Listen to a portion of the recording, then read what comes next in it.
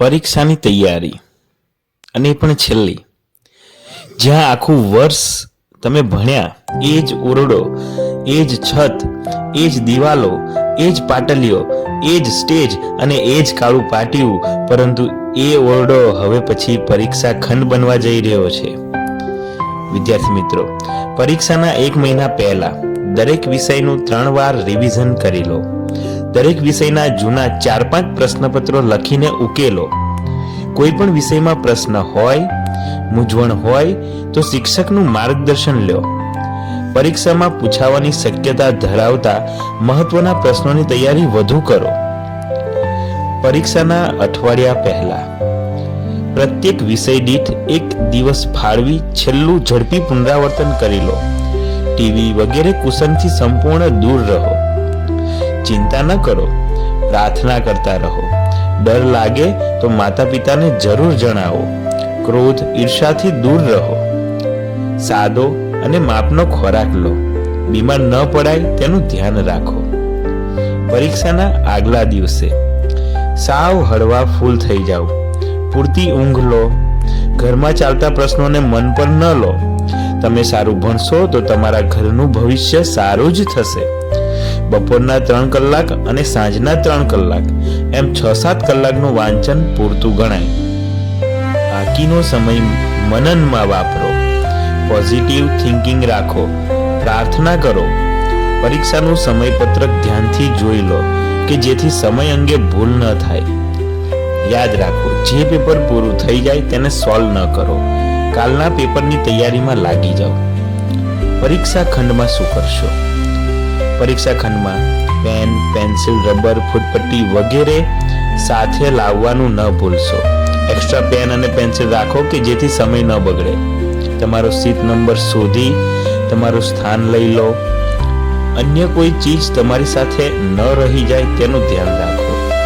તમને આપવામાં આવેલી ઉત્તરવહીમાં ખૂબ ધ્યાનપૂર્વક તમારો બેઠક નંબર, નામ, વિષય, ધોરણ વગેરે માગેલી વિગત લખો. બાદ ભગવાનને પ્રાર્થના કરો.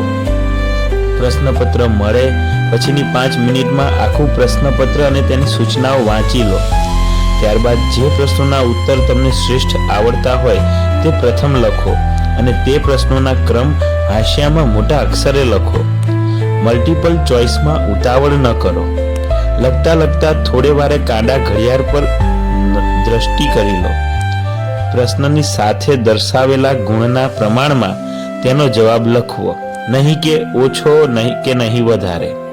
3 કલાકના પેપરમાં 6 પ્રશ્નો લખવાના હોય તો કયો પ્રશ્ન આશરે કેટલી મિનિટમાં લખાઈ ગયો હોવો જોઈએ તે નક્કી કરી સમયનું અનુસંધાન રાખો.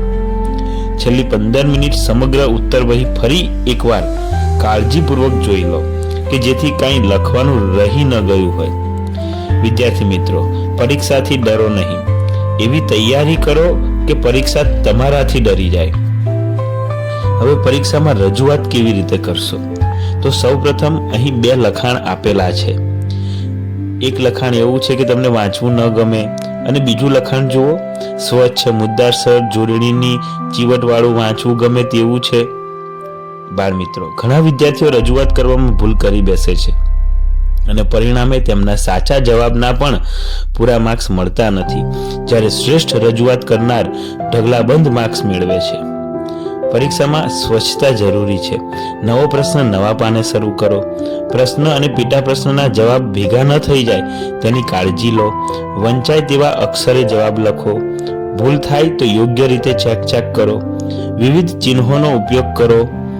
આકૃતિ સુંદર રીતે દોરો. એ માટે જરૂરી બધી જ સામગ્રી પહેલેથી જ લઈ જાઓ. જવાબ કે મુખ્ય મુદ્દાઓ નીચે લીટી દોરો. જરૂર હોય તો બોક્સ બનાવો. જવાબના ક્રમમાં ફેરફાર કર્યો હોય કે અમુક જવાબ પાછળ લખ્યા હોય તો સારા શબ્દોમાં મોટા અક્ષરે નોંધ લખો. યોગ્ય સ્થળે અલ્પવિરામ, પૂર્ણવિરામ, પ્રશ્નાર્થ, ઉદ્ગાર ચિહ્ન વગેરે કરવાનું ભૂલો નહીં. જોડણીની ભૂલો ન થાય તેની કાળજી રાખો. સ્વસ્થતા. પ્રશ્નપત્ર પર લખેલી સૂચનાઓ ધ્યાનથી વાંચો. પ્રશ્ન સમજી જેવો અને જેટલો મુદ્દાસર કે ટૂંકમાં ઉત્તર માંગ્યો હોય તેવો ને તેટલો જ ઉત્તર લખો. કોઈ એક જવાબ પર ચોંટી ન જાઓ. નહીતર 5 માર્ક્સ મેળવતા 50 માર્ક્સ ગુમાવવાનો વારો આવશે. કોઈ જવાબ છોડી ન દો. જેટલું આવડતું હોય તેટલું લખો. જરૂર હોય તે કરતાં થોડા વહેલા સપ્લિમેન્ટરી માંગો, જેથી સમય મળી રહે. સપ્લિમેન્ટરી બાંધવામાં ભૂલ ન થાય તે ખાસ જુઓ. કોઈ પ્રશ્ન ન આવડતો હોય તો તે છેલ્લે લખવા પર છોડી દો. આ સમયે ગભરાશો નહીં.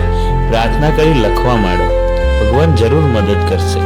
ચોરી કરવાનો વિચાર પણ ન કરો. મિત્રો, શિક્ષક પાસે ઉત્તરવહી તપાસવા માટે થોડો જ સમય હોય છે. વળી તેમને ઘણી ઉત્તરવહીઓ તપાસવાની હોય છે.